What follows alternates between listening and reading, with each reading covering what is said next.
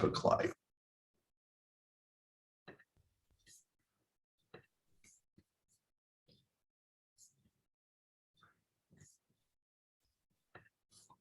Morning, Les. Good morning, Dr. Hanscom. How are you? Where did Dr. Hanscom come from? What's all this about? I'm always a little suspicious here. Yeah, well, apparently you didn't hear me this morning when I came on and I said, Father, I have to confess.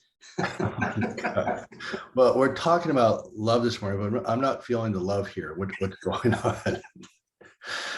Oh my goodness. Okay, so what we're going to talk about, we are talking about really clearly that there's a definition of love that people fall in love, they do this, and that's actually a positive transference, which is actually not love. And we're going to discuss that at a workshop on Sunday. But basically, love is a physiological state of safety. And love is one of the manifestations of feeling safe, as well as play, giving back, spiritual journey, life perspective, good food, good wine, good friends. That's life, and that's safety. But it doesn't just happen. And so love actually does heal because it's a physiological state of safety where you can rest and regenerate. It really is. And the regenerate is an important thing. A lot of stuff is happening to us around and continues from the pandemic to Ukraine and maybe in your household with finances and different things. And so the question is, where is the love? And what's interesting, David, and audience, is the love is actually within us. We keep looking for things outside of us to make us happy, maybe a different kind of outfit or something, but love really is we have a factory inside, right? And believe it or not, right? So from brain chemicals, from dopamine to serotonin, it's all there when you feel connected. Remember last live show we did, we talked about how when you actually intentionally connect, you shift your brain output, and we were talking about the cingulate gyrus and various brain networks, and you shift that. And when you shift, intentionally shifting into love, as we talk about, when you're noticing that you're not feeling loved, when you intentionally tend to manufacture it with yourself. And we'll talk more about it, as David and I said in the workshop. In fact, David, just to let you know, David has his style and I have my style. And David, what is this 5-3-2 that you talk about? And can you share a little bit about that? Because in the workshop that we'll do on May 1st with Love Heals, we'll talk about how to do this intentionally in 3 steps. So I like David's steps. So David, yours is pretty cool. Let's just say that. Well, let's just go back a second. Let me have you discuss really love. There's a friend of ours, not friend of ours. You feel like a friend of mine. I read this book every week. It's called He is a friend of ours. Right. So it's really the way to awareness. So by definition, he is so clear that awareness is the key. Being connected to the moment, listening to your needs, understanding who you are, doing the best I can not to intrude on your needs, obviously becoming aware of my needs. So at his word, love equals awareness. So the way to love is actually the way to awareness.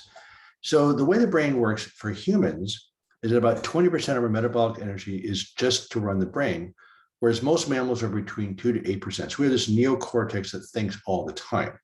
So the brain's taking us backwards and forwards, but humans are unique. We're programmed by every second of our past. So anytime you're anxious or frustrated or angry, the past is playing out in the present. You've lost awareness.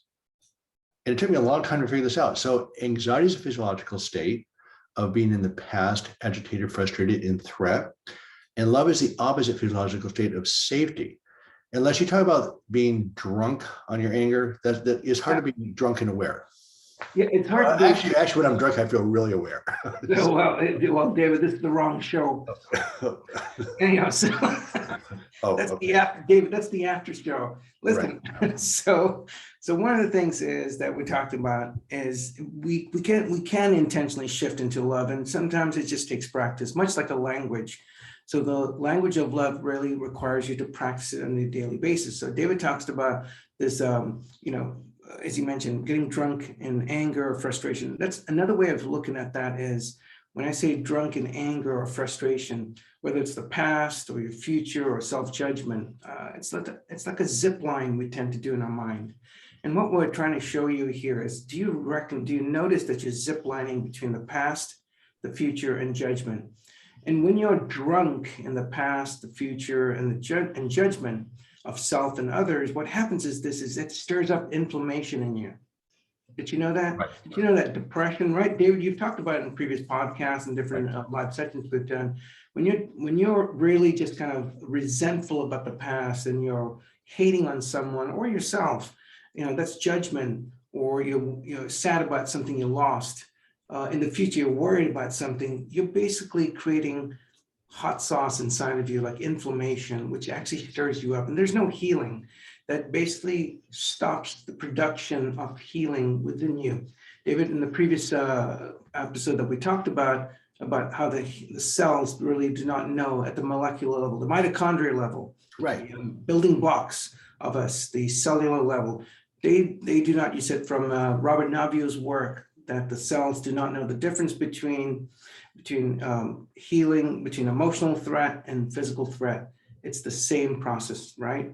Right. So with that said, what we want you to know is this, are you aware that you are kind of caught up in a zip line, or another way to call it, we call it drunk in your past, future, and judgment.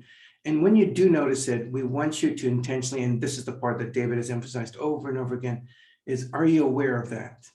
And that awareness is the moment where you can actually enter into that love part, which is shifts you into safety and actually physiologically down regulates. There's even a special word of safety, David, that we both have used before. It's called ventral vagal. Vagal. It's the vagus nerve. And when you can stimulate the vagus nerve, it's interesting physiologically, the love tends to appear and you tend to feel safe. And that's when healing actually begins. Well, it's anti-inflammatory, but so the other thing you point out is that when you're drunk in anger is that the blood flow to your brain changes. So the blood flow shifts from what's called your neocortex or your thinking centers down into your midbrain. And all we know when you're angry is sort of temporary insanity, but there's a reason for that because you've come off the thinking centers in your brain. So we'll give you a couple tools that we'll be discussing in detail on this upcoming workshop, because again, I just want to review what we've said. Okay, anytime you're anxious or frustrated, you're in the past. So that's how we're programmed. So I'm not putting my hand on a hot stove because I learned in the past it was a problem.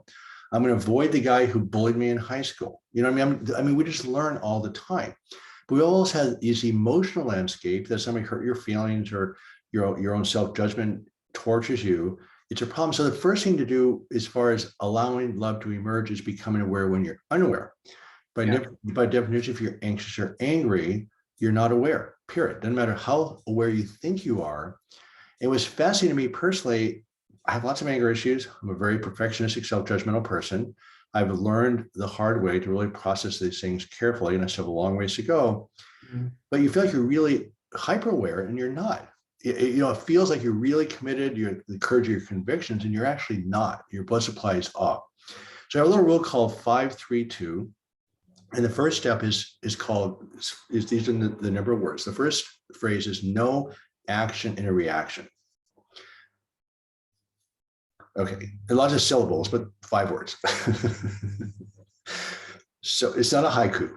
And so what we're doing is that when I'm upset, and you become more and more aware of when you're offline as you go along with this process, but you can't hide your anger. You can try to pretend you're not angry. People call it passive aggressive, et cetera, whatever you want to call it. But when you're angry, you're angry. And so I just try to get out of the room. I can almost break my jaw sometimes, not say anything. But when you're angry, just understand you're not aware. You're not going to help a relationship. Anger is destructive. It's about your survival, not the other person's survival. So the first step is no action in a reaction. The second step, what we've talked about a lot in our workshops, is that anger is powerful. I don't care how much you talk yourself out of it, you're going to be a victim every day, multiple times a day. That's just life. And so you have to say, well, how long do I want to be in a victim role? Could be an hour, could be a day, could be a week. But when you're done, you're done. You just flip the switch and change directions. You're not going to ever not be angry. It's always going to be there. You can reason with it all you want. It's not going to respond. So first step, no action in a reaction. The second is flip the switch. Done. I'm done being a victim. And the third one is just move on. And this is what I learned with you, is that this was acceptance and commitment therapy. And we'll finish off this point a little bit about the self-talk, which is the worst part of anger. because it's not very nice. We're programmed into our brain of not good enough, not good enough, not good enough. So that's, to me, the essence of chronic pain, by the way, is the mental voice of not good enough. That to me is the essence of chronic pain, period. The rest of it starts coming into play, but that voice changes your physiology. My cat doesn't have that voice. Your dog doesn't have that voice. Humans do. And we're so programmed by our society to listen to this voice, we don't know any other choice. So let me just, we'll finish off. I'll let you have the last word, maybe this morning. Thank you. That would be great. But I know it's really, so David, let's go through this one more time, please. And then I have a very simple intervention to give folks to apply for the next few days until we see you folks in the workshop. And really do come check out, as you know, as playful as we are, it does not neglect our clinical acumen, which means that we're goofy, but these skills really do work. So we do hope that you will join us, and the details will be in the Facebook live description. The link will be there, lovehealsfilm.com. The tickets are $15. Come hang out with David and I, and we will definitely share with you. I really want to share with you how it helped me with my health, and also want to show you how to do, how to actually bring more of this love into you in 3 steps. And I'll share those very practical steps with you. But this morning, David, I want you, before we wrap up here, I'd like you to go over slowly the 5-3-2. It's a nice way to kind of get people out of that drunkenness, to sober up with your words. So let's review the 5-3-2. And then what I'd like you to do is, when we're done with that in the next few seconds, I'm going to show you to add to that. So that way, what David and I are saying, you can kind of walk away with some tools today, and we'll amplify that in the workshop. David, can you run through it slowly? 5-3-2. Well, I have one little step before that.